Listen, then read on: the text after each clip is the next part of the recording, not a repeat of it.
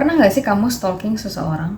Entah itu mantan, gebetan, atau bahkan temen yang udah nggak terlalu deket sama kamu. Kadang kita ngelakuin itu tanpa sadar, cuma karena pengen tahu kabarnya, tapi lama-lama malah jadi kebiasaan. Halo semuanya, balik lagi di channel aku. Di video kali ini, aku pengen bahas sesuatu yang kita sering lakuin diem-diem.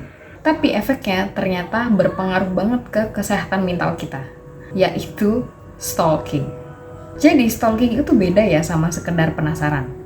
Kalau cuma ngeliatin stories sekali dua kali itu wajar. Tapi kalau kita sampai mantengin semua story, ngecekin siapa yang dia follow, siapa yang nge-likein fotonya dia, bahkan buka akun temennya untuk tahu kabarnya dia, nah itu udah termasuk stalking. Ada beberapa alasan kenapa stalking itu buruk. Yang pertama, bikin kita overthinking. Setiap hal kecil yang kamu lihat, kamu tafsirkan berlebihan. Misalnya, dia like foto seseorang. Di kepala kamu langsung menafsirkan bahwa mereka dekat. Padahal bisa jadi itu cuma iseng. Kedua, kamu kehilangan kendali atas emosi sendiri. Karena kamu biarin apa yang kamu lihat di dunia digital ngatur perasaan kamu di dunia nyata. Kamu kayak dikontrol sama informasi yang belum tentu benar adanya. Yang ketiga, kamu menciptakan ilusi tentang orang lain. Kamu cuma lihat potongan kecil dari hidup mereka, tapi kita jadi percaya bahwa itu keseluruhannya. Akibatnya, kita jadi ngebandingin hidup kita dengan potongan terbaik hidupnya orang lain. Dan yang terakhir, stalking bisa melanggar privasi orang lain. Kadang niat kita cuma pengen tahu, tapi kalau udah terlalu jauh, itu bisa bikin orang lain jadi gak nyaman, atau bahkan mereka bisa ketakutan.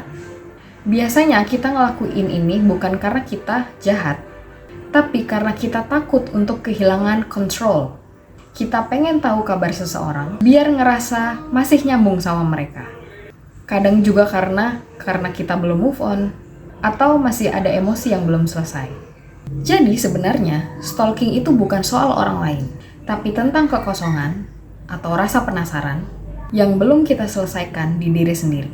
Terus gimana caranya kita bisa mengurangi kebiasaan stalking? Yang pertama, sadari dulu niatnya. Tanya ke diri sendiri, aku ini mau stalking karena mau apa? Karena apa? Kalau cuma buat nyari rasa tenang, berarti kamu lagi cari validasi dari luar, bukan dari dalam. Yang kedua, alihkan energi ke hal yang bikin kamu berdaya. Misalnya fokus ke diri sendiri, journaling, olahraga, atau sekedar ngobrol sama teman. Karena makin kamu sibuk untuk memperbaiki diri sendiri, makin kecil dorongan untuk pengen tahu kehidupan orang lain. Yang ketiga, latih diri untuk melepaskan control. Kalau kamu pengen tahu kabar seseorang, tapi nggak bisa, coba bilang ke diri sendiri, gak apa-apa, aku nggak perlu tahu semuanya untuk bisa tenang. Lama-lama kamu akan merasa lebih ringan.